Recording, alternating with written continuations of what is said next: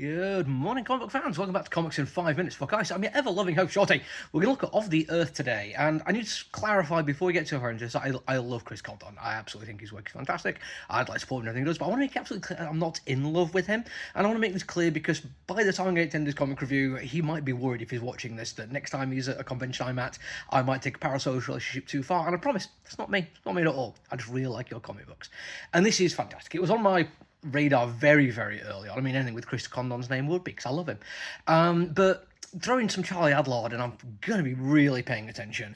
I can't say I was ever, really into his stuff, like the early stuff most people know him for, but when he was working with Simon Spurrier on Damn Them All, I did fall in love. I loved his very gritty, realistic take on the supernatural. I think it worked wonders for my personal aesthetic choices, and I was like, right, yeah, okay, let's go for it. Let's actually give this one a shot. It's not to say it was all smooth sailing. There was a little bit of me which knew it was going to be something to do with oil drilling, and as much as I will join in everyone dunking on the fact that the drilling for oil is one of the worst parts of the I was going to say economy, the ecology, destroying that capitalism does, like he's right there with coal mining, I can have fun dunking on it, but there's also a certain romanticization that's going to happen about it, and I feel like that could have maybe pushed me off a little bit, but when I read a proper synopsis of it, and I was like, oh, right, okay, that's not what we're getting here. This is actually far more of a critique of the kind of people have to live in the world left behind by it, then throw in some really cool urban legend stuff. And the urban legend of it all really, really did help bring me on board. I like that kind of thing. Hell, I've been reading Department of Truth since it started and loving every bit of it, including the massive hardback just book of urban legends. And when I opened this comic book up and there was back matter at the front, I was like, oh, right, okay, odd choice, but brave. Especially considering, literally earlier on today, I was watching a fantastic YouTube video by Cale and Conrad when they were talking about booktop people not wanting prologues and epilogues. And I'm like, no, just if you're going to have that kind of thing, it doesn't have to be at the back where people don't notice it. Stick it front and center. And it's really well written. It adds a lot to the sense of tone we're going to be getting. And I was like, right, yeah, okay, this is 100% my kind of thing. When you read the back matter, you do get reference to also the fact that one of the tone mood canons I'm going to go for was The Thing, one of my all-time favourite movies, and Tremors, another one of the best movies ever. And yes, I know, it's kind of B-movie, but I watched it when I was a kid and I fell in love with it, and I still watch it now and really, really enjoy it. I genuinely think it's a fantastic movie. It was my first experience of Kevin Bacon. But those kind of things were like, right, okay, yeah, I'm in, I am set, let us go. And it doesn't do anything that isn't amazing. The opening act is this wonderful little narrative moment where we have two primary focus characters, one of whom believes they are closing the book on the final chapter of a story they no longer want to be part of.